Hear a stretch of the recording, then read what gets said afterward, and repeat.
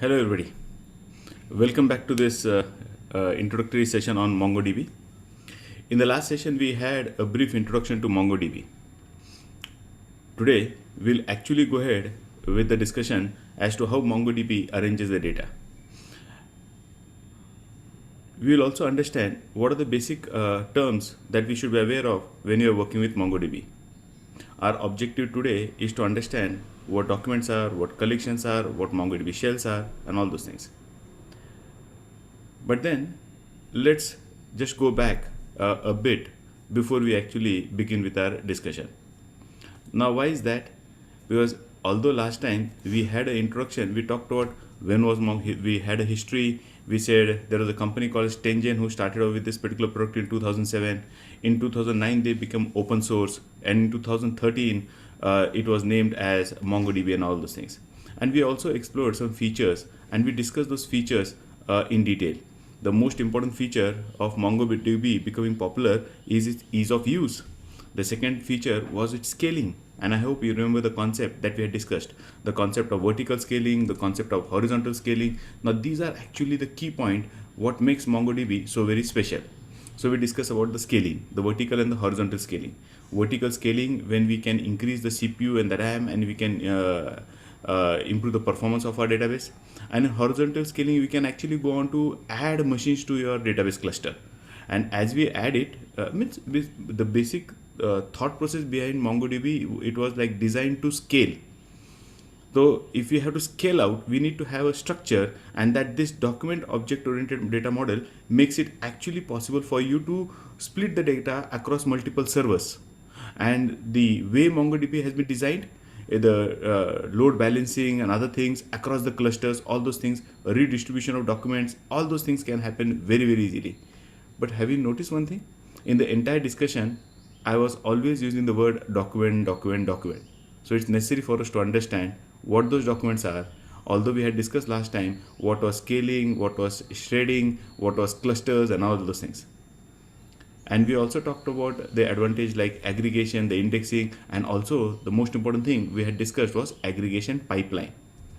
I hope you remember that aggregation pipeline. So suppose if I have input data that will go to some process, you will get some other data that will again undergo some kind of process, that will you will get another document, and then at the end, so we can actually create a pipeline where at every stage there is some kind of process that is being carried out. So this pipeline is a framework for data aggregation, and it's actually modeled on the concept of data processing pipelines. So the data enters in a multi-stage pipeline, and at every stage it is transformed, and then we get the final result. So that is what we had discussed.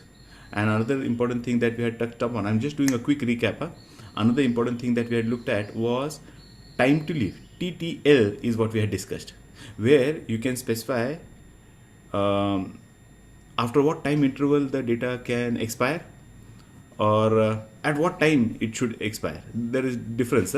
I can say at 4 p.m. it should expire, or I can say after 10 minutes it should get expired.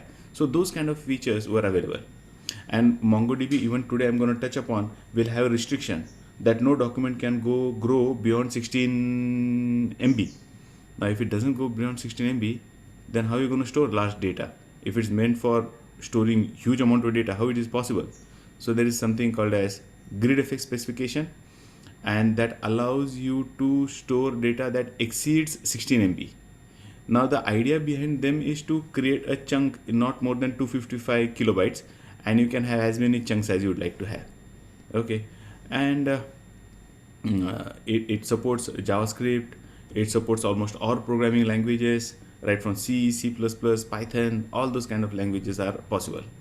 At the same time, there are some limitations, but one of the driving philosophy for MongoDB is add whatever features, or get rid of whatever features, add whatever features that can contribute to this performance. So it's more driven by performance than anything else. So performance is a driving objective for MongoDB. So whatever features you will find in MongoDB, or whatever features you will not find in MongoDB, they will give one justification for it. Either it is enhancing the performance, so we'll have it, or it is hampering the performance, so we'll not have it. So it's a performance driven. It's performance driven, and many of the features that we have in relational databases you may not have over here. And also there are some security concerns which are there.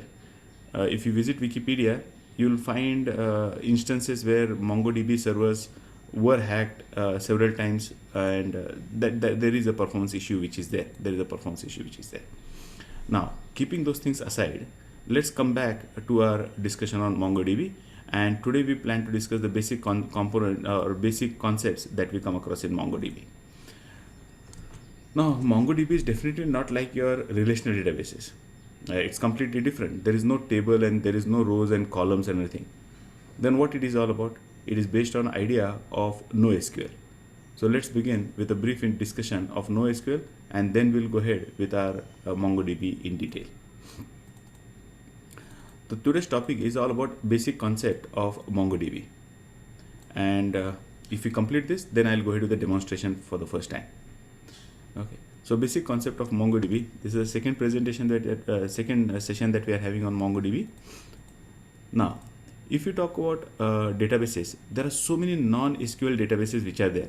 We have already mastered Oracle, which is a relational database, but there are several non-SQL databases which are there, or no SQL databases which are there. MongoDB is one which falls under the category of document databases. Then we have this DynamoDB, the Redis, they are all key value databases. Then we have wide column store, Cassandra and HBase, these are wide column store, and then we also have graph databases. All of them fall into the category of NoSQL. Then the question arises, what exactly is NoSQL database? Because if all of them are falling under the category of NoSQL database, and if MongoDB is also a NoSQL database, if you look at these categories, they tell you how is the data organized in this NoSQL database. Okay, but NoSQL, that's okay. But what exactly is NoSQL database? NoSQL refers to any databases which is non-relational.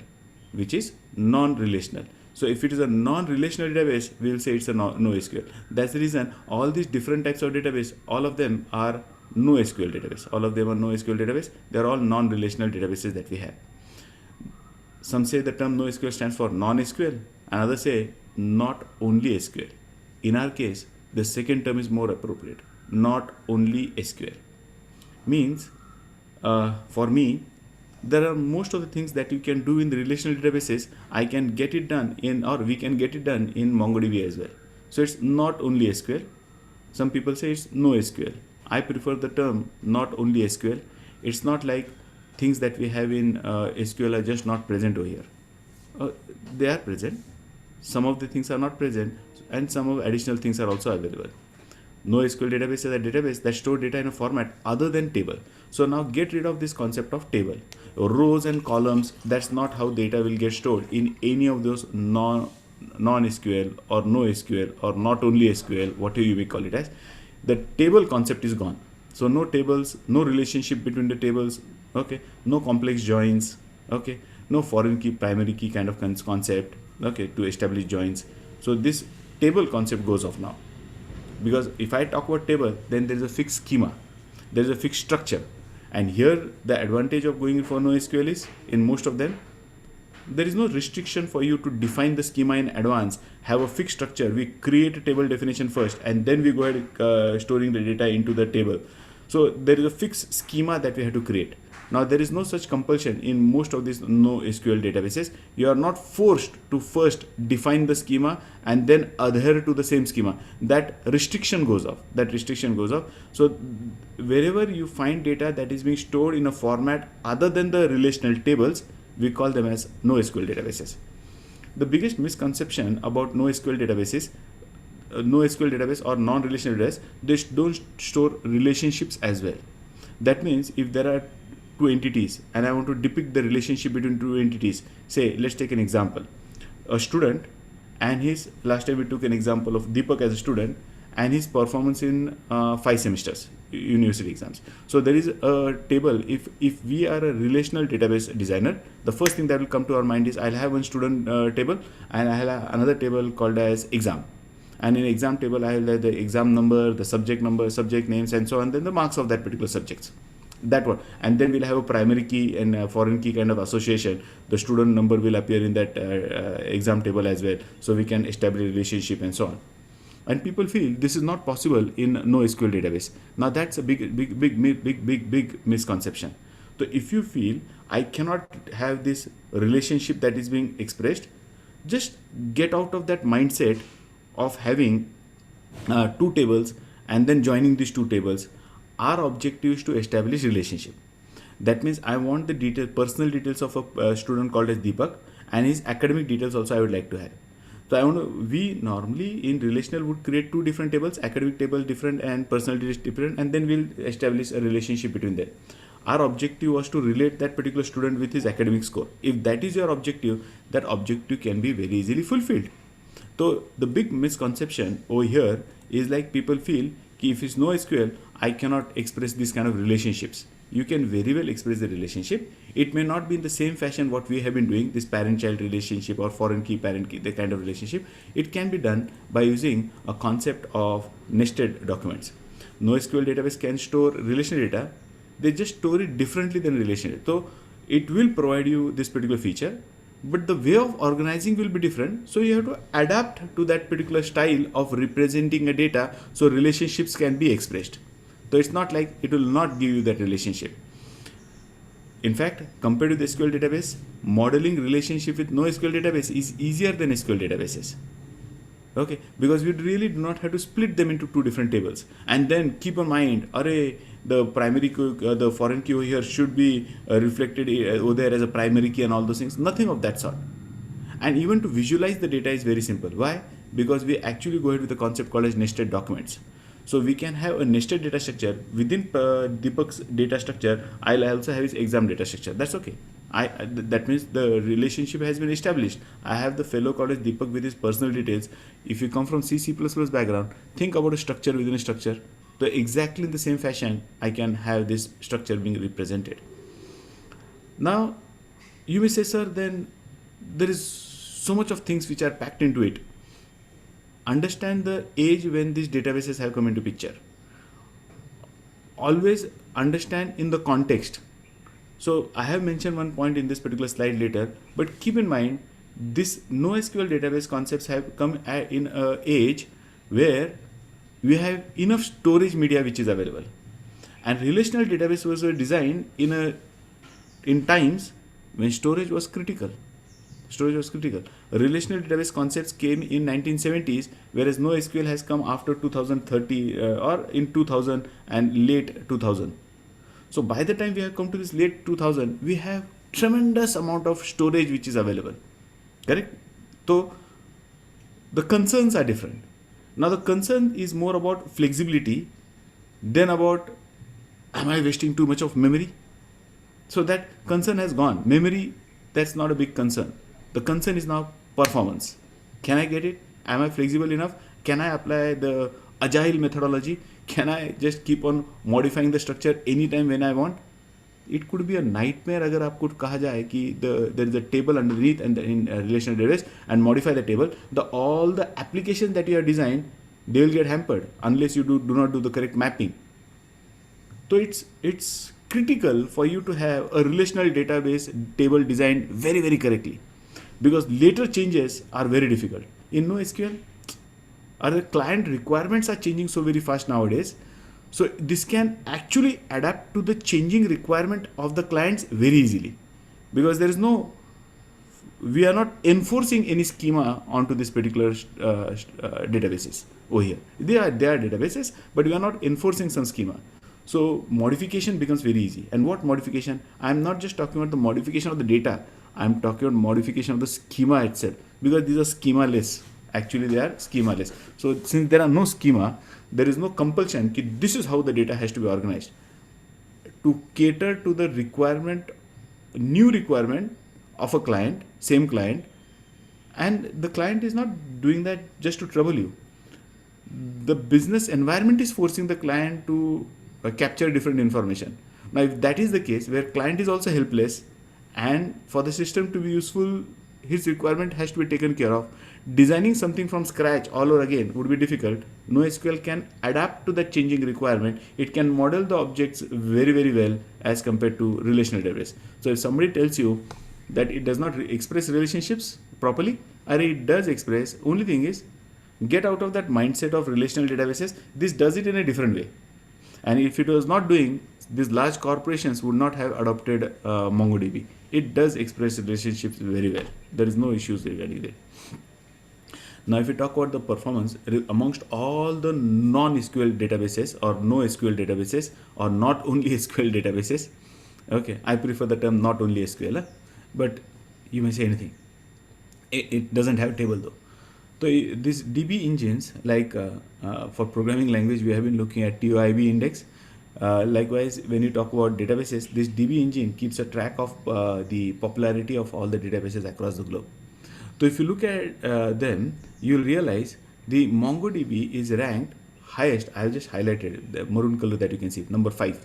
MongoDB has been consistently, like 2020, if you look at 1 year back, even last month, or the current month, if you look at current month, March 2021, current. I just took the current snapshot.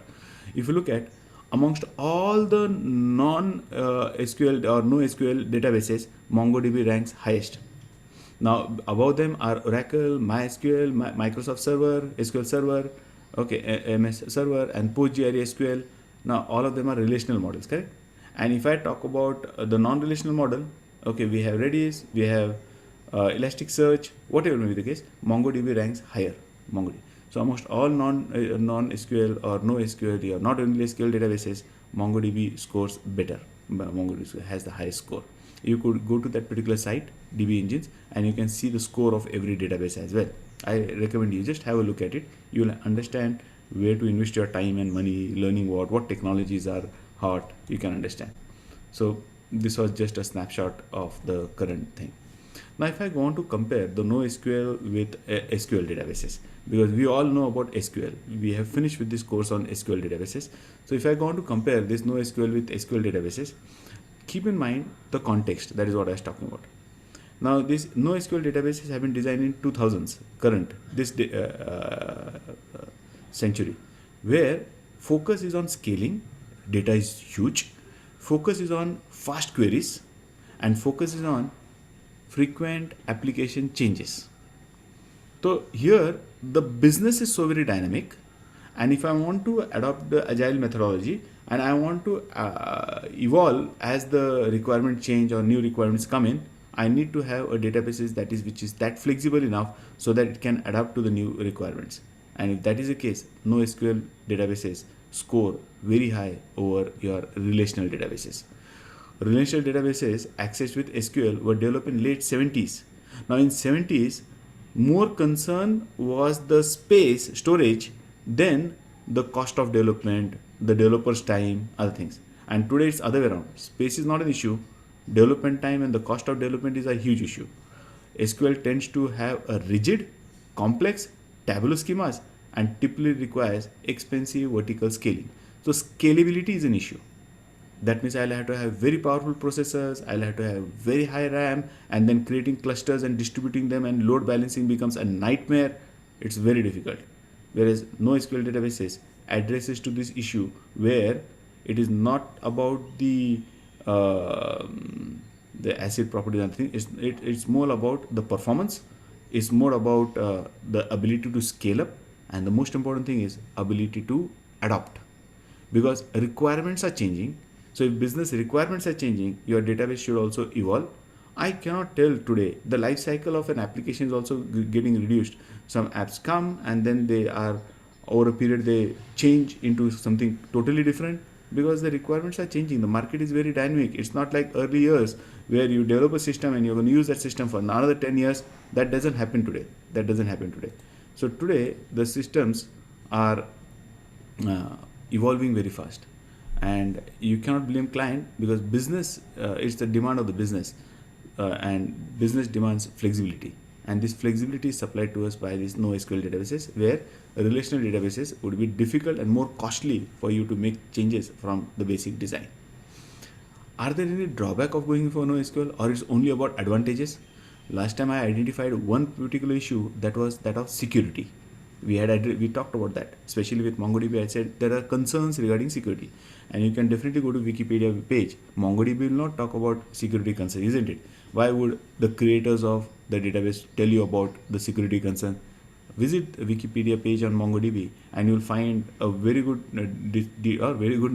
means detailed discussion about the hacks, the ransomware attacks that have happened on MongoDB. Does that mean it has not happened on other databases? They happen, but the frequency with which it is happening on MongoDB was much higher. Now they are taking care, they are taking precaution, and the databases are improving. But then there are some issues regarding security. Today I'm not going to talk about security because we discussed about security quite in detail. The more important thing is the ACID properties. Now, since we all come from the database design, this ACID is ingrained in our mind. We feel like if that is a database, it has to support ACID. The atomicity, the consistency, the isolation, and durability. Okay, transaction across multiple documents. It has to support. That's what our mindset says. That doesn't happen with NoSQL. No assurance. To some extent it will provide, but no such assurance is provided. So ACID, which we have learned in databases as a single most important term in relational database, which they should, and when it comes to transaction management, it is something which is, what do you say, the pillar on which the entire relational transaction management works, and that is something that it boasts about. That is not guaranteed when it comes to the NoSQL databases. So just a quick recap as to what was this ACID. With appropriate schema design, a single document record atomicity is acceptable for a lot of application. Okay, that means single document atomicity, one record atomicity is okay, but entire collection atomicity, that is not something which is guaranteed. Now these terms are a bit new to you. Today I'll introduce you to this term called as collection and document. I'll explain you what is the difference between a collection and document. So here, single record atomicity, that means one particular record, while I'm modifying, you don't have permission to access that kind of level of atomicity. If you'd like to have, that is provided with NoSQL. But then if I say the entire database, that's not something that the NoSQL will guarantee. So what was this ACID property? Okay, however, there are still many applications that require ACID across multiple records. So you make your choice. If you require those kind of properties, going for relational databases, if that is your concern. But then that is not something that NoSQL will guarantee. What are these ACID properties? We talked about atomicity. Atomicity is like either that change should happen or it should not happen. That means if I'm carrying out a transaction, if it fails, I should go back to the either all the, if my transaction consists of 5 instructions, all the 5 instructions should get executed or none of them should get executed. That was atomicity. Then we talk about consistency. C. Database must be consistent before and after the transaction. So before the transaction, after the transaction, there should not be any inconsistency. Some records are modified, some are not modified. That shouldn't happen. Isolation, multiple transactions occur independently without any interference. And durability, changes of the successful transaction occurs even if the system failure has happened. So while the transaction was happening, after 5 instructions of transaction, there is a power failure. It shouldn't happen that I have an inconsistent state where I have partially updated data. No. Durability.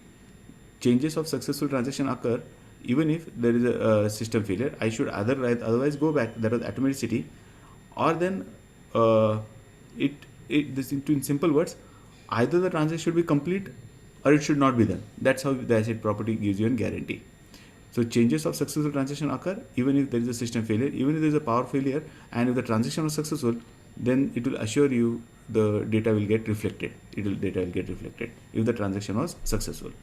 So we had discussed this ACID properties in detail when we were discussing about the DBMS products.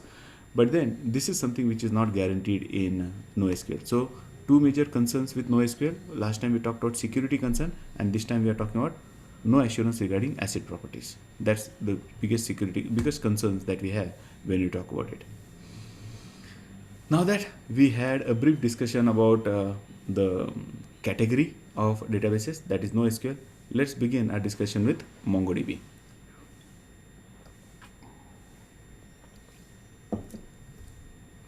The term Mongo comes from the word humongous, huge amount of data, and the Mongo comes from that. It has nothing to do with our favorite fruit, mangoes. I have a mango tree right on my right hand side.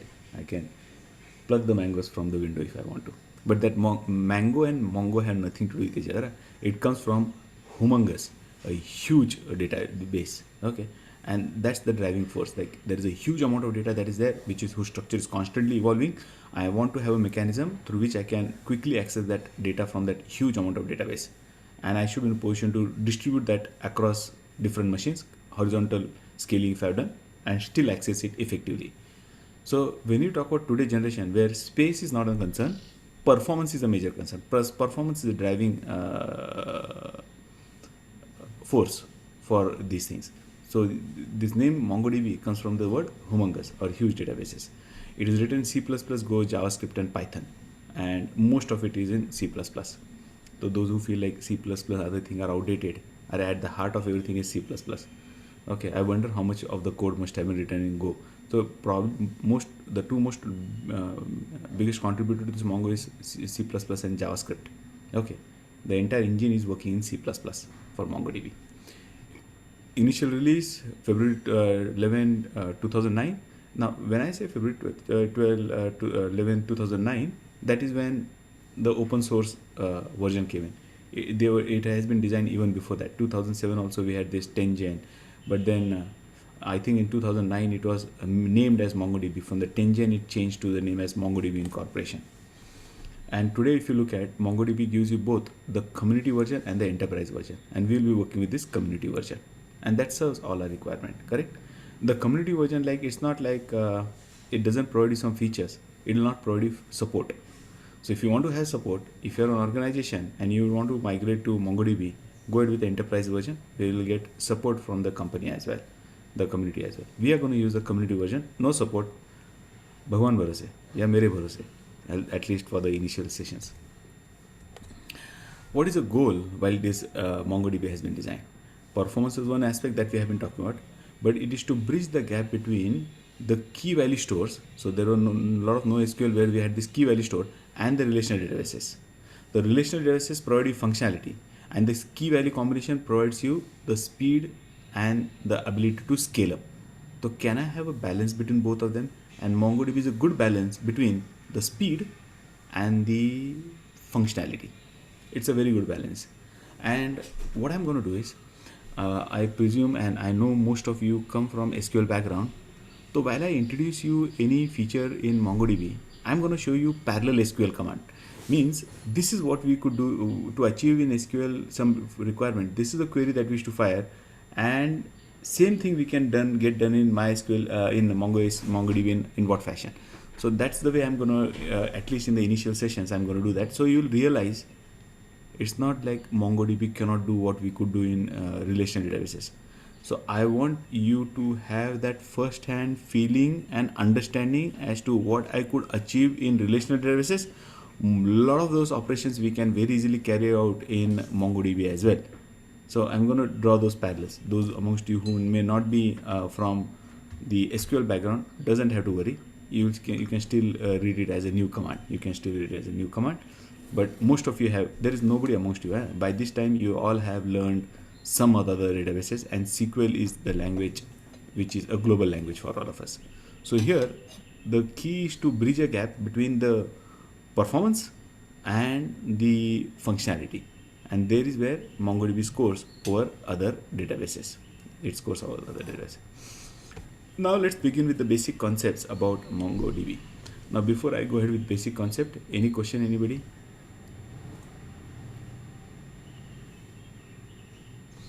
Yes, Mayur, can you just reiterate and tell exactly what your question is?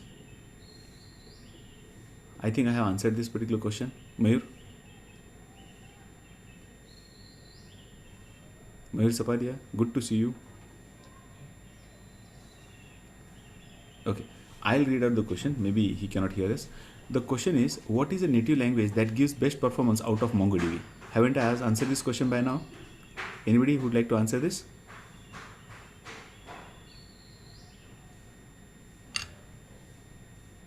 Aman, क्या है इसका answer? C++ and JavaScript. JavaScript से भी C++. Okay, Mayur has answered. He has typed it. Since it's written in multiple languages, and what did I tell you? Although it is written in multiple language, but the heart of it is in C++. And when it comes to performance, I doubt if anybody can come anywhere near to C++ and C. So the question is very apt, what he has asked. what gives it the performance, best performance? It's the implementation, the way it has been implemented. And you'll understand more the way it has been stored. It's not just the engine what is working behind, the way the data is organized. So two things. What gives you better performance? Two things gives you better performance. First, how it has been implemented, that's in C++. That's one aspect. If that contributes 40%, 60% contribution for its performance comes from the logic that is used to organize the data.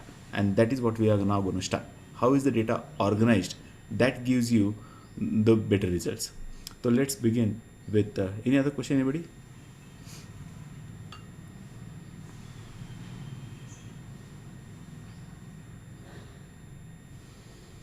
Mayur is another question. So when we hit a Mongo with some query, is it like Python library? Then it's internally converted to C++. Let me answer this question in a correct way. You can access MongoDB through multiple languages. You can access it through Java. You can access it through C++, C, Ruby, Scala, TCL. You can access MongoDB through any language. There are different drivers which are made available for you to interact with MongoDB. The engine of MongoDB is implemented in C++. You access through any language. The program which is running is the compiled code of C++. You can think the engine is in C++. So you when you have to access through Python, or if you have to access through Java, or even if you have to access through C++, we still need drivers.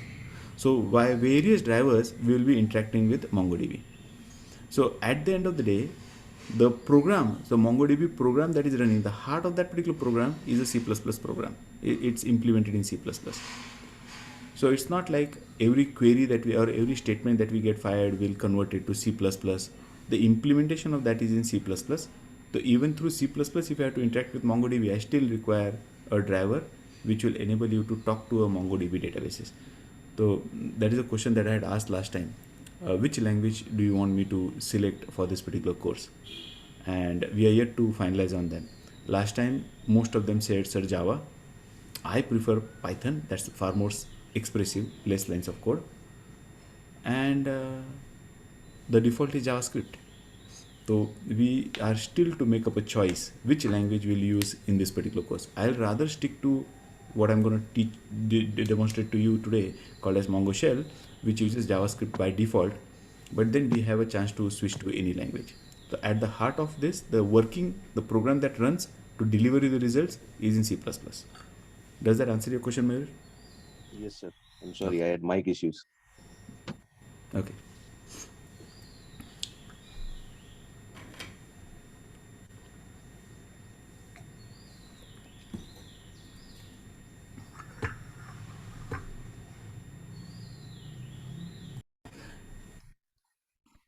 We have amongst us Mayur Saparia, who happens to be a super senior, and he is an AWS certified solution architect, and he works on this big data and Hadoop.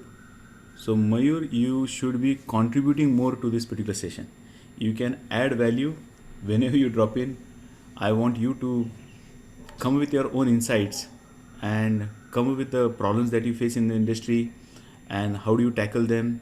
And as we discuss some new concepts in MongoDB, where do you find application of those things in your industry? I would expect you to contribute in that fashion. That will really add value to this particular course.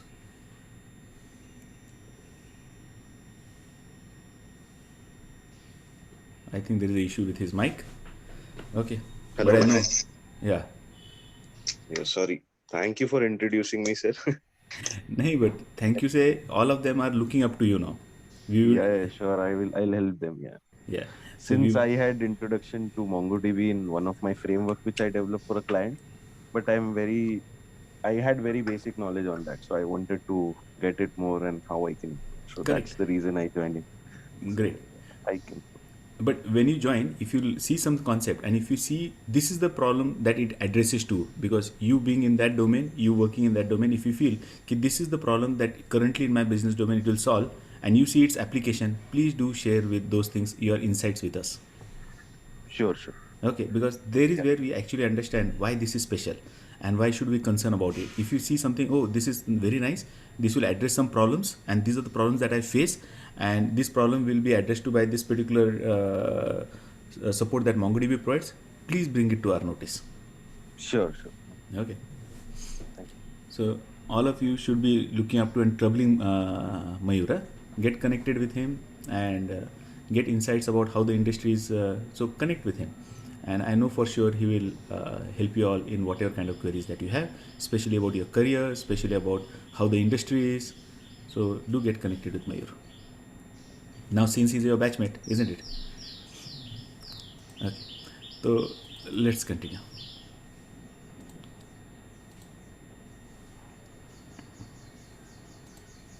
So now today we are going to focus on the basic concepts of MongoDB. I'll start right from scratch. So no assumptions to be made. Like Mayur knows MongoDB, we'll not make any assumption. We'll start right from scratch. The basic terminologies and how it is built up. We'll start right from the basics. What MongoDB is. So I do not want and we will cover up every aspect, and I'll show you how to implement everything that we are discussing. The terms that we are going to understand, or we should understand, is the term called as document that we'll use every day, term called as collection, and the MongoDB shell. That's where this course is going to be running on. So I want it to be as neutral as possible. I have a bias towards some languages, especially C++, or if I go ahead with Java, I have a bias, or Python. But then that doesn't mean in the industry these are the only languages that I use. Or it's not like for every application we can use only one of these languages. There are some applications which will force you to use some other languages. MongoDB is special because it gives you an opportunity to interact with the database through any programming language or almost all programming language.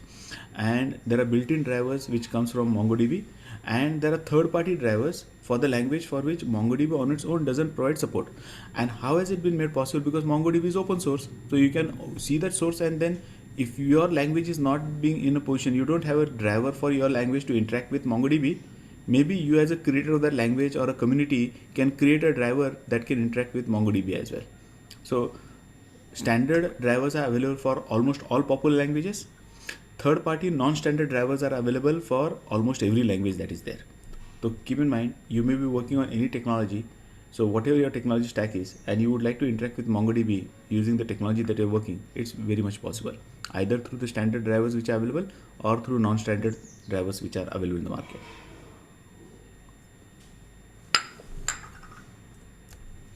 So let's begin with this basic term, that is documents. So document is something very fundamental to this particular concept, because it's document based. If you remember the first chart that I had shown you today, that talked about the same thing. The first chart that we talked about when I introduced the NoSQL, I said document databases, MongoDB is the leader, or in NoSQL MongoDB is the leader. So it's a document database. So what exactly is document? What this concept of document is? So we need to understand what this document is all about. Document is a basic storage unit. Like in our relational, we had a table, rows and columns for the basic storage unit. Here the document is a basic unit of data for MongoDB, and it is roughly equivalent to the row in relational database. So one record that we used to store in relational database, that's a document over here. That's a document. Now I'm going to intentionally draw always a parallel with relational database, because all of you have been working with relational. So as I draw parallel between them, you will be in a position to relate it. So this is what will achieve that. So a document is a basic unit of data for MongoDB, and is roughly equivalent to a row in a relational database management system, but it's much more expressive, much more flexible, much more expressive, because even if you look at the row, you don't have to know about the columns. You can immediately get to know what is the data. So like XML, you have the data and the description of data all put together. So we have the data, and along with the tags that will identify that data. So all of them we will find at one place. So it becomes very easy. At the heart of MongoDB is a document, an ordered set of keys with associated values. Ordered set of keys. So there is an order. Now, who sets the order? Hold on. I'll tell you. There is something like a primary key. Okay, you will see that. There is an order. There is an order in which all the documents will be arranged. Now, where are they arranged? Don't ask me right now. 4 slides later, you'll see. So we have a document, and how is this thing? It's which has an ordered set of keys with associated values. So ordered set of keys with value. That means there is a key value. Remember what did we say? The goal of MongoDB is to bridge the gap between the key value structures and the relational tables. ये दोनों का key values organization gives you speed, and relational gives you functionality. So to bridge the gap between this key value where speed is concerned, fast, and relational where features are more functionalities are available. So to bridge the gap between them is MongoDB.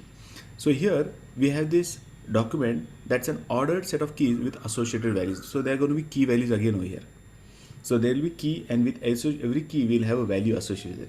Those who have worked with JSON, now you can start visualizing them. The representation document varies by programming language. We have in Java like map, somewhere we have hashes, somewhere we have dictionaries, correct? So we have come across the key value combination almost in every programming language. Right from C++, HTML, we had used maps and hash, and in Java we have used dictionaries and map and everything. In Python, the dictionary becomes the integral part of the language. So think about them like those data structure where we have the key value combination which is there. So document is something like key value combination that is there.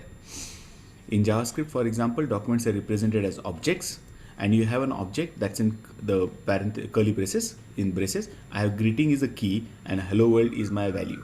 So there is a key value, but here the key is a string and value is a string. Is that the restriction that we'll have in MongoDB? There are some restrictions, but what is it? We'll explore now. So in JavaScript, for example, a document is represented as an object. So this is one object. What we could have said as one record in a relational table. Okay, where the column name was greeting and the value was hello world. So column name greeting value hello world, single column table suppose. Here in JavaScript you could have represent document saying greeting colon value, so that key on the left hand side and the value on the right hand side. This simple document contains a single key called as greeting and a value called as hello world. But you could have more complex design.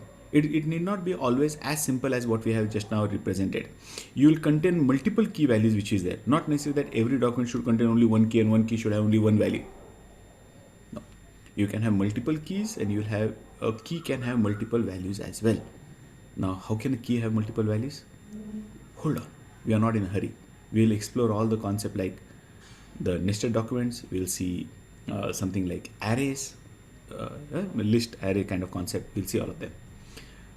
Mongo documents are similar to JSON objects. So if you have worked with JSON, JavaScript object notations, JSON, JSON, JavaScript object notation.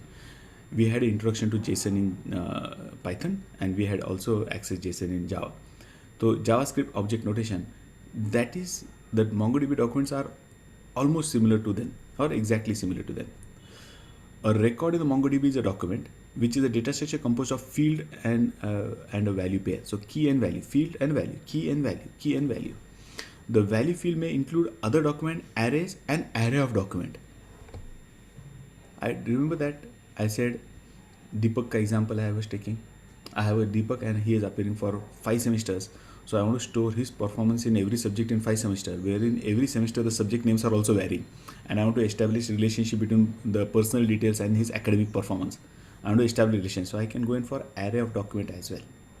So within a document I can have a document. Nesting is also allowed.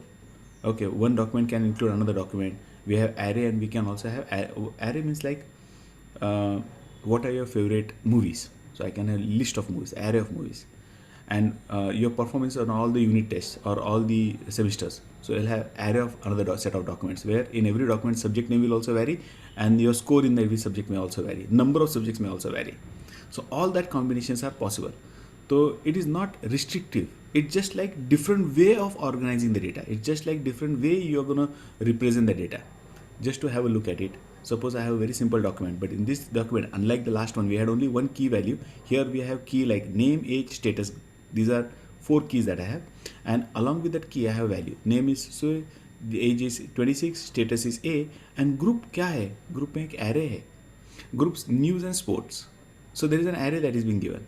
So a value can be a string, a value can be integer. Note the first name, the value has been put in quotes. Age, values without quotes. Status, again quotes. The first and the last name and status, the values are of string type. Age, the values of numeric type, integer type. And group, it's an array. So they need not even be of same type. They can be of different types. You can have more than one keys, and each of the key will have a single value or more than one values associated with it, or even a nested document which is there. But point is, this document is enclosed in these braces, curly braces that you get to see on the left hand side, and then you have the list of key value, key and value separated by colon, and one pair separated by comma. So that pair of key values separated by comma, comma, comma, you can note it down. So if you look at this particular document, so I have greeting hello world, comma, view 3. So when I look at this document, greeting is a key, views is a key. For a key greeting, value is hello world, but for the key views, value is 3. So then values in document are not just the binary large objects, they can be of several different types. In this particular example, the key string has a value which is of type string, and the key views has a value which is of type integers. One thing that you should keep in mind, keys are always strings. Keys are always string. Values can be of any type. Values can be any type. Any means literally any type. And we'll look into what are different types and how do we represent those different types. Values can be of different types. Let's talk about these keys. Greetings, views, they were my keys. Yeah, name, status. Okay, they were my keys. Any UTF character. Now, when I say UTF-8, that means it just removes the restriction of having only Latin characters, only the ASCII characters.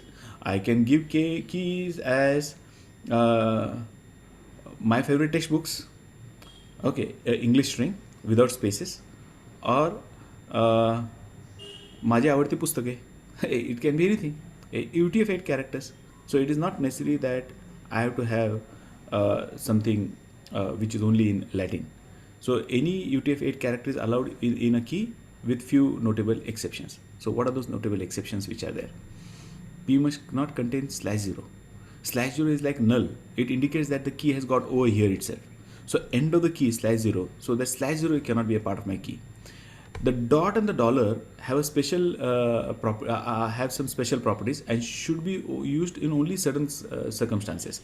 So we will, as a programmer, initially, unless we do not know the special circumstances where in the key there will be a dot or a dollar, we will never use them. So within a key, take it as a general rule, this dot and dollar are reserved, and some drivers will complain if you use them in a wrong way. Drivers means while you're interacting with the server through some programming language, so there will be a driver which is there. So if you have in your key this dot and dollar, you have to be very careful. So unless those special cases I do not introduce you, where I need to have within a key a dot or a dollar, take it till that time, we will not have dot and dollar. We will only use the characters. So it will be a sequence of characters without space. Now MongoDB, the keys are type sensitive. Now when I use the word type sensitive means if I look at these two documents, I say count :5 and count :5. But then if you look at, if I use these keys, they are type sensitive. The first time the key value, the values of type integer. Second one, the key value. Keys are always string, but the values of type string. So these are two distinct documents, because in the first document key is count, value is integer. In the second document, key count is a string. Keys are always string, so let's not talk about it. But the value is a string. So these are distinct documents. It will not say both the documents are same. These are completely different document because it is type sensitive. It is not just type sensitive, it is also case sensitive. Now if I talk about case sensitive, note in the first and the second, values are of type integer, but the keys are different. In the first case, the key is count with C small, and in the second case, keys count is that with a C capital. So in MongoDB, the keys are case sensitive. So if I am constructing such document, keep this thing in mind. MongoDB, it is type sensitive, and MongoDB is case sensitive. Let me just highlight that particular key for you.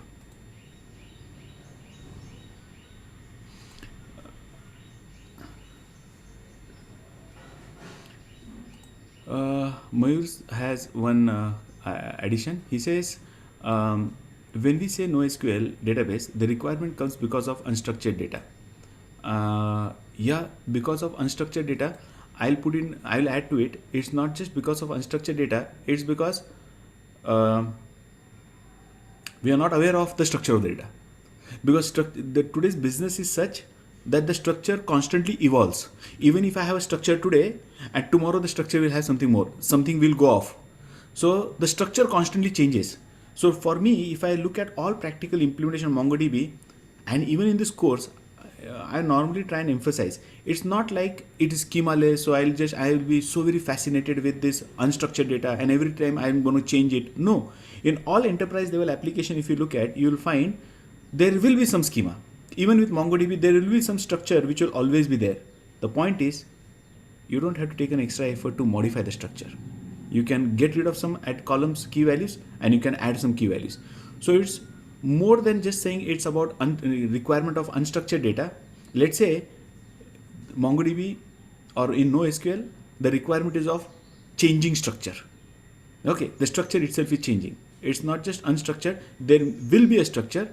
Think about all practical application, you will find some structure. There will be some common part that will be there in every document or every relation that we go ahead expressing. Excuse me to use the word relation because I come from that old school. तो ये relation आ जाता है. But then it's constantly evolving, and to address to that particular need we need to have such NoSQL databases where structure constantly keeps on evolving. We don't have an assurance that tomorrow I'll have the same requirement or not. You'd like to add anything, Mayur? Yeah, and talking about JSON, I think everybody who's in the call should make friends with JSON, because most of the industry, they are using for this no structured or whatever we say. Like for me, it is unstructured is the regular word that we use for big data. But yeah, as you said, definitely when we bring back that to the code and to development, we structure it in a way so that we can process correctly.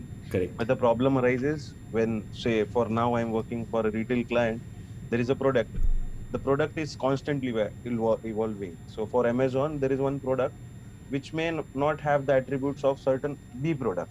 So there is an addition of a column which can be handled through JSON and this kind of databases. Very So, correct. and in industry, mostly the documents which are used are like the unstructured data formats are JSON and XML. XML being the ridiculous to handle. JSON is far better. But your statement is something which is catchy. Yeah? Make friend with JSON.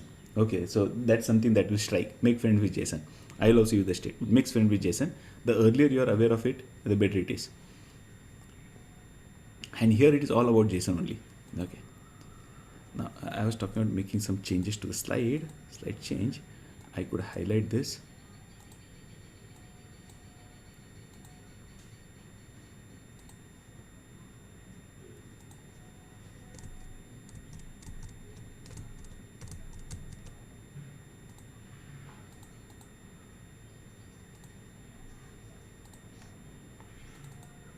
Here.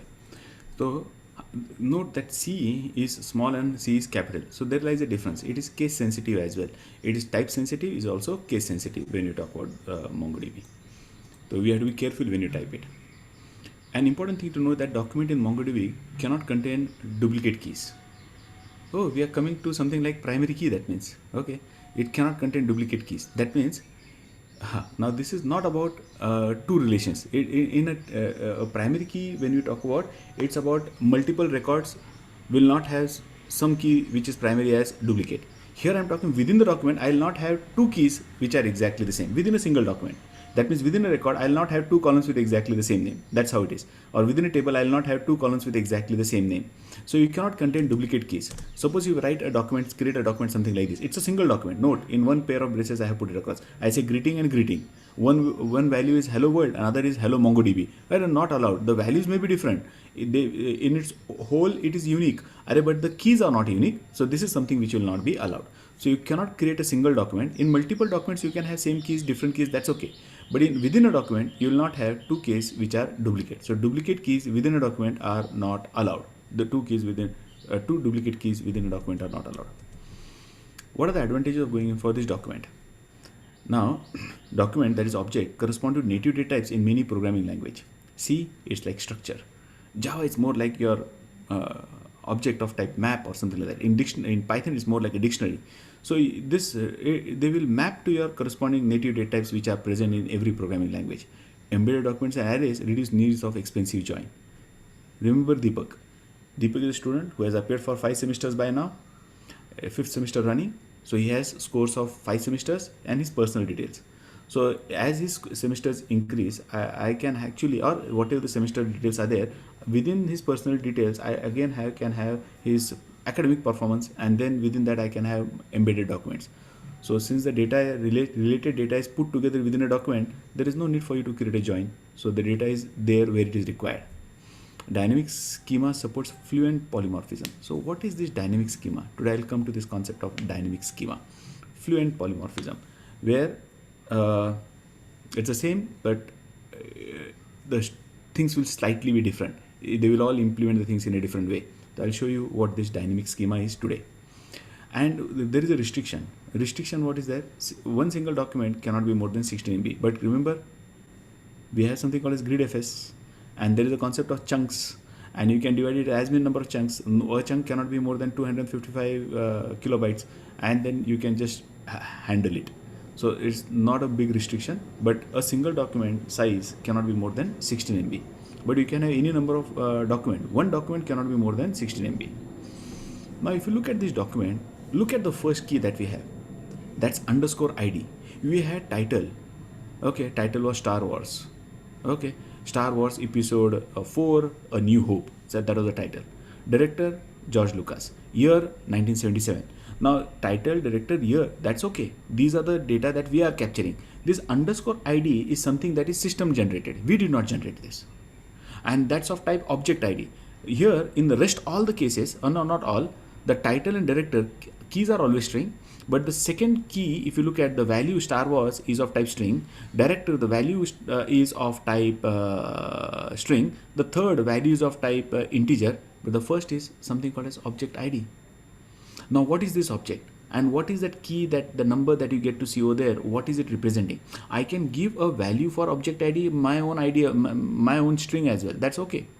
But you'll always have one particular column, one particular key called as underscore ID. We will not create any key with that underscore, but you will have one key called as underscore ID that is system generated. So every document will be unique. Every document will be unique. It will have this ID number which is there. And what will that ID number? It's unique within a collection. So no two document within a collection. Now we are going to come towards collection. So if document is like a record, collection is like a table. If document is like a record, collection is like a table. Okay, I am drawing parallel because we all come from relational background. Huh? If document is like a record, collection is like a table. So within a table, that means within a collection, I will not have any two documents with exactly the same ID. And we do not have to assign the ID. We can, but we do not. It is system generated. I'll take you scenarios where we will assign some ID, but then we'll have to take care about its uniqueness. But then there is system generated ID. You can think about this ID, which is a inbuilt, predefined or supplied, automatically supplied primary key for us. So it's more like a primary key that is there in RDBMS. Within a table, I'll have a primary key, and no two records within the table will have the same primary key, value for the same primary key. Okay, duplicate value for the same primary key. That is automatically ensured. But if you read that object ID in detail, there is some lot of information that is there. So this ID which is there is normally 12 bytes, and you can set it for yourself. We will be doing that. We will be changing this object ID. It need not be of type object ID. I can take it of type string. I can take it of type integer. But key underscore ID will always be there. Value you assign, and when you do not assign, this is system generated. Object ID is system generated. So when I say object ID is system generated, what will that object ID give you? First, the 4 bytes is the timestamp. Now that value that you get to see over there is a hex value, large hex value that is there. Out of which the first 4 bytes are giving the timestamp when that document was created. The next thing is the machine ID. The next 2 bytes is the process ID. And the last 3 bytes is the incremental value. So for us, what will bring about uniqueness if I insert multiple records at one time is the incremental value. So every object will be unique. Every object will have a different value. So timestamp, machine ID, process ID, all of them could be same within a, if I carry out that bulk operation at one time, there are sequence where we can carry out bulk operation. At one time I dump number of objects, documents into a collection. So in that case, the timestamp, machine ID, process ID could remain the same. That incremental value, that will still be different. So overall what will happen is every object ID will be different within the same document. So within one document, within one collection is like a table. I'm coming back to collection. Collection is like a table. Within a collection, you will not have two documents or any number of documents with exactly the same object ID, the same ID, underscore ID, and note underscore. We'll avoid using that underscore because most of the time it is reserved. So this underscore ID is reserved for underscore ID is a inbuilt, always present key which is there. Value you can change, you can assign value, or you can use the same value. Think about it like a primary key. Now coming back to collection. Now a collection is group of document. What did I tell you? If a document is a record, then collection is a table. So this is collection or group of documents. if a document is a MongoDB, if a document is a MongoDB analog of a row in a relational database, then collection can be thought about an analog to a table. So if row is like a document, then table is like a collection. Table is like a collection. Have a look at this. I have a single document. Okay, it's like a tuple in a row, a record in a DBMS. So that's my row. I have name, age, status, group. These are my keys, and on the right hand side you have all the values. So that was a key value combination. We took that example. But if I now look at a collection is a group of similar documents. So similar kind of documents, not necessarily the key has to be exactly the same. There can be some additional keys and some keys can be missing. That's okay. Within a collection, but they will have some common subset. Normally when I create a collection, today I'm going to talk about that topic. There will be a common subset. Some keys will be common. As Mayur was talking about that product and some attribute that the product may have and it may not have. Some other attribute, some product may have some other attribute. That is exactly what we can achieve over here. So collection is a group of similar objects. Within a collection, each document must have a unique ID. Now, have you noticed over here? I have not specified ID. You need not specify ID. You create the document with only the keys of your interest. That's name, age, status, group. ID is system generated. So there is no need for you to type _ID is equal to something. That will be system generated. When I display this particular document, although I have added only 4 keys, name, age, status and group, you will get to see 5 keys. Because this is system generated ID that will automatically get added and that will be displayed. So when you talk about collection, it's like a table. If document was like a tuple or a row or a record, this is like a table. So you can think about a collection as a collection of number of documents, and there will be some common subset for those keys. But then not necessarily all the keys have to be exactly the same. That can vary. Unlike DBMS, no integrity constraints on MongoDB. Okay, so these are some kind of differences. Now comes concept called as dynamic schemas. Okay, this is an appropriate term for what Mayur was trying to explain us. Dynamic schema. Collections have dynamic schemas. What do you mean by that? This means that document within a single collection can have any number of different shapes. That means I have a document, I have a collection in which there are 4 documents, and all the 4 documents are storing different set of key value combinations. Perfectly all right. Dynamic schema, it can evolve, it can change. Normally in real life you will find, as he rightly mentioned, for performance, for speed, for carrying out, getting some insights, we will enforce some schema, we'll enforce some common subset over there. Some keys will ensure that they are always present in every document. But then some keys, not all keys, some keys can vary. Some product has some feature, some product doesn't have some feature. So why have a key to talk about that particular feature?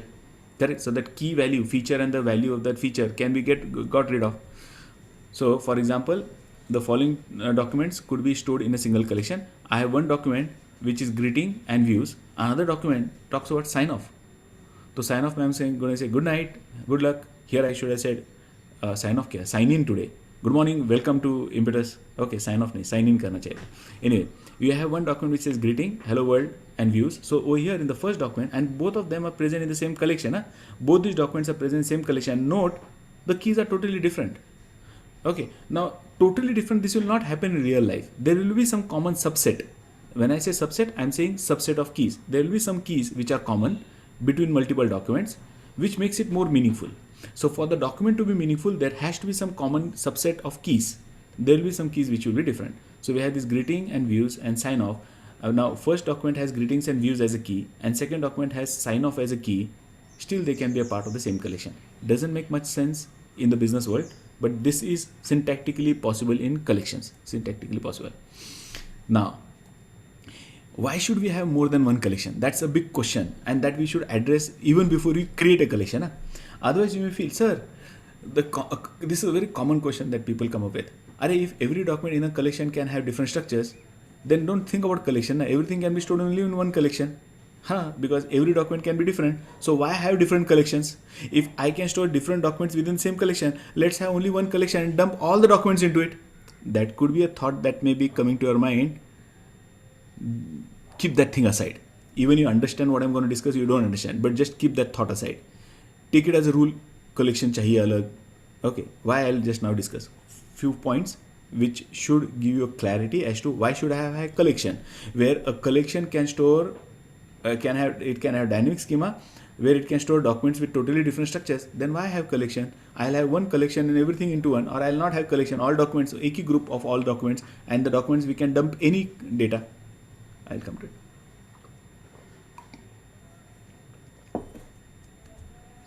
Keeping different kinds of documents in the same collection can be a nightmare for developers and admin. You have dumped everything at one place. Now I am writing a query. A query means, as a relational developer, you are trying to fetch some information out of it. Then you'll have to go through all the documents, where most of the documents may not be related to each other. Now for a guy who's maintaining it, or for a programmer who's trying to fetch some information in your application program, you want some data out of that particular document. Now you are going to go through unnecessary documents which are not related to the application that you are working, or the problem, the data that is of your interest.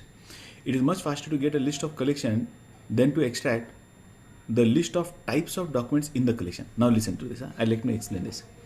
Suppose you are of an opinion, let us not have different collections. Say you are of an opinion, let us not have different collections.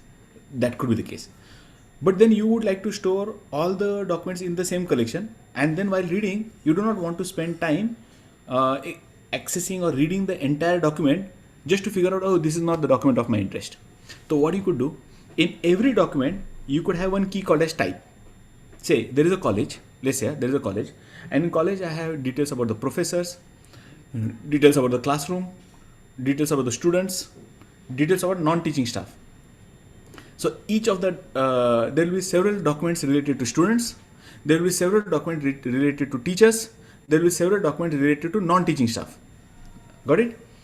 Now if I club them all together, instead of creating three different collections, teachers collection, student collection, not teaching staff collection, I could have done three different collections. But you thought, anyway I can store anything into it, structure doesn't really matter. Class also, classroom, course collection also. I store information of the courses, the teachers, the non-teaching staff, the student, everything into one.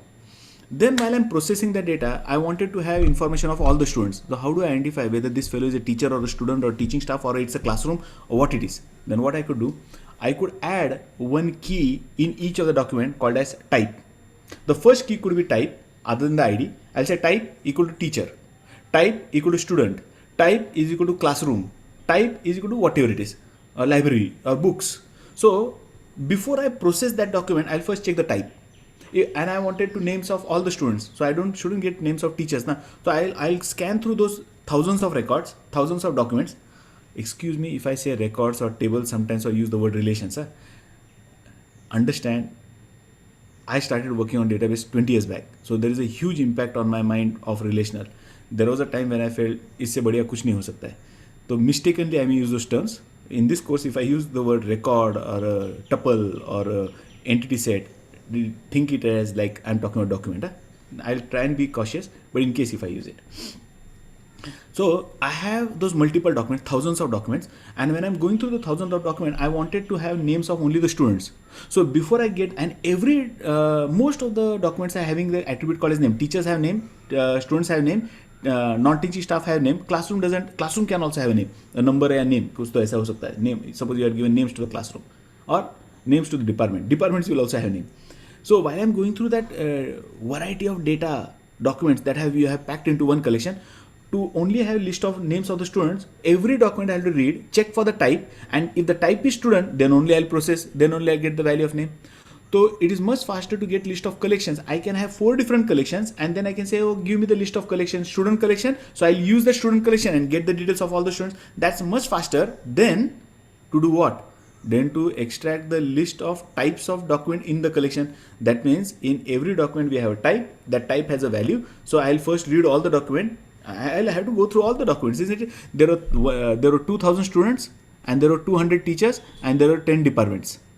To get that, okay, even if, let's take a worst case scenario. I wanted to have details of 10 departments, but I'll have to go through that 1200 documents. I'll have to go through the 1200 documents. I do not know, the last document can be one of the departments. There are only 10 departments which are there, but there are 2,000 students, or 1,000 students, or 2,000 students, and there are 200 faculties.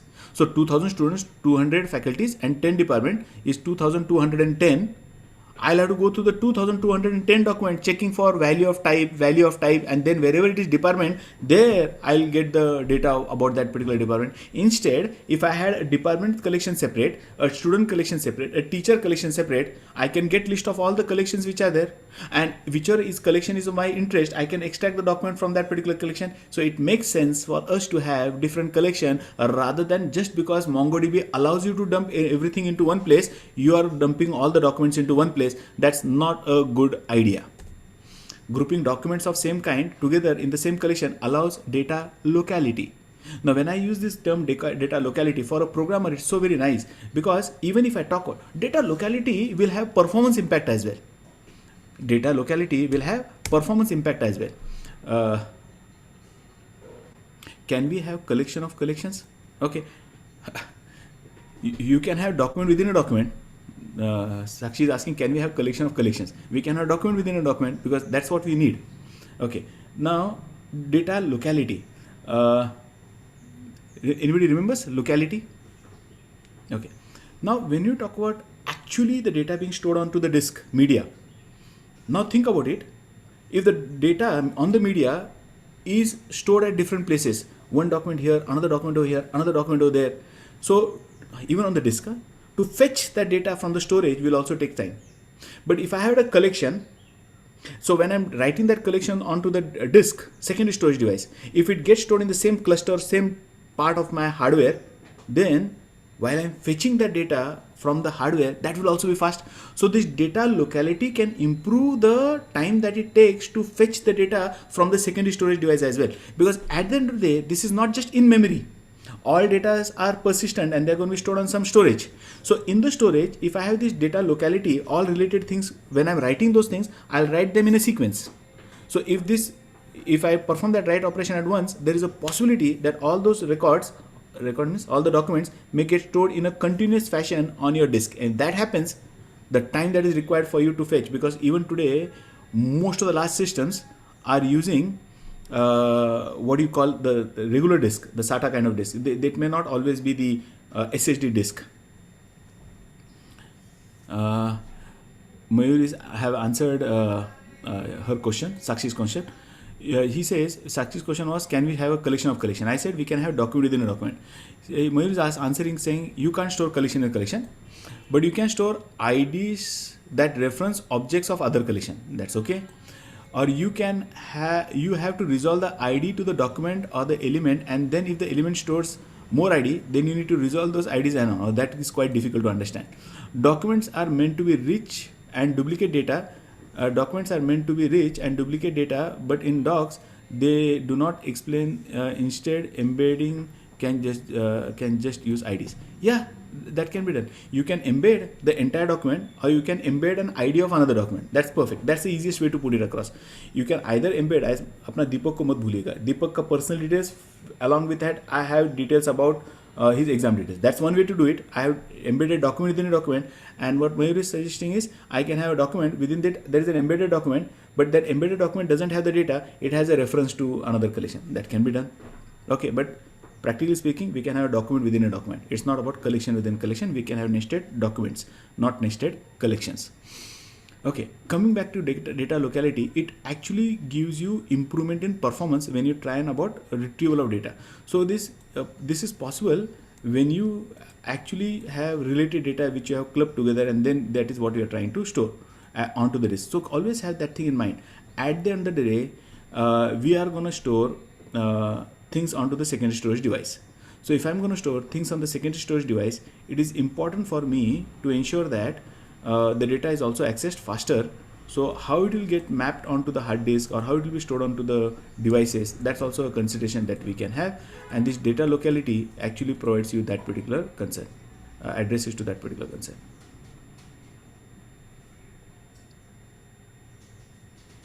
Okay. Grouping of documents of the same kind together in the same collection allows you data locality, and that actually improves the performance or speed with which you can extract the data from the secondary storage device. We begin to impose some structure on our documents when we create indexes. That means if I really want to have faster access, indexes are the in thing. I need not explain indexes to you. We have created indexes so very often. The simplest thing, like in a textbook, those who have not done RDBMS, if I tell you, oh, open up chapter number 14, you'll have to go through all the pages to reach chapter number 14. But if you have an index, you'll say chapter number 14 is on page number 122. You can directly jump onto that particular page. So you want to create an index, there has to be some structure which is common. So we as a developer, when we actually arrange the data, we try and get some structure, a common denominator, a subset which is there between all the records, and then based on that particular key which is common in all the documents, I create an index. We create an index. Indexes are defined per collection, so every collection there will be an index, but putting only documents of a single type into the same collection, we can index our collections more efficiently. Why? Because then there will be some common denominator which is that if you want any value, any document to be fetched by using that index, then that key which is a part of my index should be present in every document. And don't think about I'll only use ID, because then I'm not going to do search on ID. Underscore ID is one key that is present in every document, but are you going to search where ID is like so and so? No. You may say where the product category is garments, where the product price is greater than 2000. So I want to have a key, okay, which is common for almost all. If there is a structure that we have enforced on that document, then based on that particular attribute, based on that particular key, I can create an index and I can do a faster retrieval of data from that particular collection. While not requiring by default, defining schemas for your application is a good practice. So this is what Mayur was also talking about. So it is not a compulsion. In NoSQL, we can have documents without any structure. It is a flexibility that it provides. But in all practical purpose, when we go ahead creating a document over here, we enforce some kind of structure. Students can details store करने थे, तो some students may have some elective subjects. Some students may not have some elective subject. Every student will have name, phone number, email ID. There will be something which is common. So we'll try and enforce some structure onto it. While not requiring by default, there is no such compulsion. But we as a programmers, application developers, enforce some kind of schema in our application, and that's a good practice and can be enforced through use of DB documentation validation functionality. This could be one very important topic that I'll be teaching you. Documentation validation functionality. That means when you store some data into a document, some information in a document, this document validation functionality will ensure क्या ये required keys है क्या उसके अंदर. That means I can enforce, like in relational database we had not null. That means some columns have to have a value. You cannot have null. So here I'll say some key values have to be there. You cannot have a document without these keys. You can have more. You can have additional keys, but some keys are compulsory, and that is very very important topic that we're learning in MongoDB called as documentation validation functionality. Okay, we'll learn. So the basic idea about having this documentation validation functionality is to ensure that every document in that particular collection has the prescribed keys. वो keys तो रहेंगी. In addition, you can have more keys, but this is the structure that it should adhere to. These are the keys that it should have, and that's what we as a programmer end up doing. Now, when you talk about these collections, there are some naming rules which are there. A collection is identified by its name. A collection can be of any UTF string with few restrictions. What are the restrictions? Empty strings are not valid. It cannot end with \0. Remember the same thing what we had looked at for document. It's almost the same rules, because it will think as if it's a delimiter name has got over, and user created collection should not contain reserved character $ in their name. There we saw it in document don't have the keys as dot and $. Here also in the collection name don't have $. You should not create any collection with a name that starts with system dot. So system dot, you should never start with that. Why? Because this is reserved for internal collection, and which we'll be using in our course. One of the most common one that we'll be using in our course will be system.users. So never create a collection whose name starts with system, because that is reserved for the collections which comes to us as a part of MongoDB. Yes, system.namespaces that contains information about all the database collections and so on. So avoid using a name called as system dot. You can use any other name, but don't just start with systems. Now we can also have sub collections. Now the moment I may write this sub collection, Sakshi may be excited. अरे मैंने तो अभी question पूछा था, मयूर ने गलत answer दिया, sir ने भी गलत आंसर दिया. Logical sub collection से, it's not collection within a collection. It's not collection. It's more of logical organization. It's not like, don't think about it like इस collection के अंदर ये collection store क्या है. It's logical. One convention for organizing collection is to use namespace collection separated by dot character. For example, your application containing blog might have collection name blogs.sport and then separate collection name called as blogs.author. So don't think about this like there is a super collection like blog. Within that there are two collection like the post and the author. It is for our understanding that post and author are both related to a blog. It is for our understanding. Don't visualize this like the outer collection is blog, within that another collection called as post, within that there is another collection called as author. This is precisely how you should how you should think this is organized, but physically that is not organized in this fashion. Blog.post is a different collection, blog.author is a different collection. But for us as an application developer, wouldn't it be easy for us to understand that blog and post are both related to each other? Because in some other application also you may have a collection called as author, that could be book author. So there I'll say book.author. So this blog author and book author will not confuse between them. Are you getting my point? Just having author would be confusing. So in our application we have blogs and we also have some information of the books authors that we have to keep. So I want to separate the book authors and the blog authors. So I'll say blog.authors as one collection and books.author as another collection. Don't visualize it or don't be under impression that post and author are two different collections within a same collection called as blog. Okay. Logically yes, physically no. Logically we'll always assume that blog has two collections. One is post and another is author. Physically they are not organized within itself. Sub collections are very good to organize data in MongoDB for many use cases. Okay, but take my warning. ये सब collection देखते ही दिमाग में आता हाँ collection within a collection.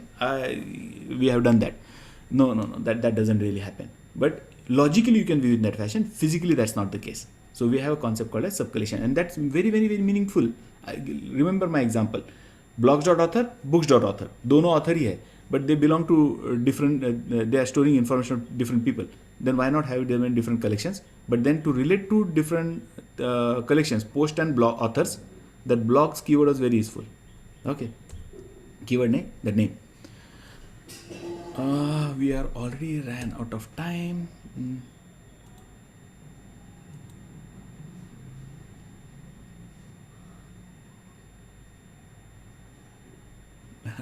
Mayur has made one comment on this particular point. He says, just kind of naming convention or logical convention, when you deal with enterprise-wide data, we need this kind of organization. This eases the life of developer and support people. Yeah, you may be understanding, you must have gone through that pain when somebody has not defined it properly.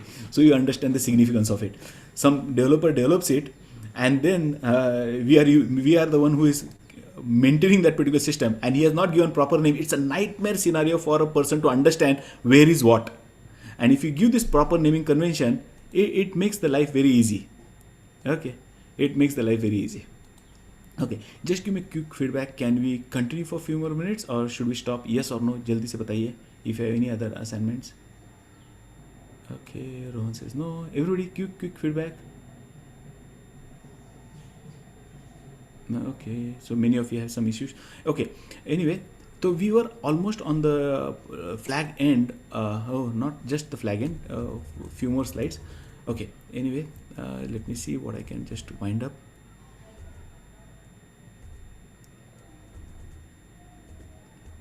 Okay, so database is what we had to discuss. So I'll take up databases the next time. Okay, when we meet. Okay. Recordings will be available for all the sessions. Okay, and we'll continue with the discussion for the next session. In the next session, we will talk about the databases. Then we will talk about what are the reserved databases which are there, which we cannot use. Database, so don't just be aware. Then concept of namespaces which is there, and we'll have hands-on on MongoDB shell, because that's the third thing that we have to discuss now. We talked about document collection, and then we talked about shell. So we'll then start working with MongoDB. Okay, don't be in a hurry. You can visit MongoDB site and you can just download MongoDB and keep it ready. Okay, and if you want, I can just upload a video wherein I'll show you how to install, how to configure MongoDB. And once that is done, that I'll not take up in the course. Means I'll not take up how to install. I'll directly upload a video and you can watch that video. And post that, if you have a question, you can ask that question in the class during the session itself. Okay, thank you all for attending the session for today. Give me a quick feedback. समझ में आया नहीं आया? Was it fast? Was it slow? Give me a quick feedback. Okay, thank you all. Anybody who's Ankit, Aishwarya, Ankit, do Ankit. These are new students. So, any feedback from you all? समझ में आ रहा है? The speed and everything is okay? Mayur, any suggestion? No, it was good. I was just happy to learn again after a decade, I guess, from you. Thank you, thank you. We are this. I am very happy to have you back, and the students will gain most out of you. Okay, so whenever a next student drops in, I always make it a point. I make it a point that I'll introduce them so that you are also aware that people are expecting something out of you, including me. I'm expecting. Okay, Yeah. so that will keep you on your toes. कि अरे बच्चे लोग पूछेंगे, and I am also going to ask you for your opinion. Sure. No. Because at the end of the day we come from academics and you are on the field, you are actually using it, so your problems are the real life problems that you face. So there has to be people like you come in a batch, even if you attend occasionally, that bridges that gap between academics and the industry, and so Yeah, that adds the value. That's mostly needed because the team I lead, I sometimes feel that there is a lot of gap between our education and the industry. So Yes. that is most needed, right? And what you're But- doing is the correct thing. Yeah, but you can also contribute to that the most now. Okay, Sure, it's I'll like do that. yeah. Thank you. So thank you all. See you next time. The schedule has been shared with you. We will be meeting 3 days a week, and you will find the message on the WhatsApp group as well. Ask your friends not to miss the sessions. Call your friends who are interested in learning MongoDB. If you like the session, invite your friends as well. Thank you all. Love you all. Good day. Bye bye.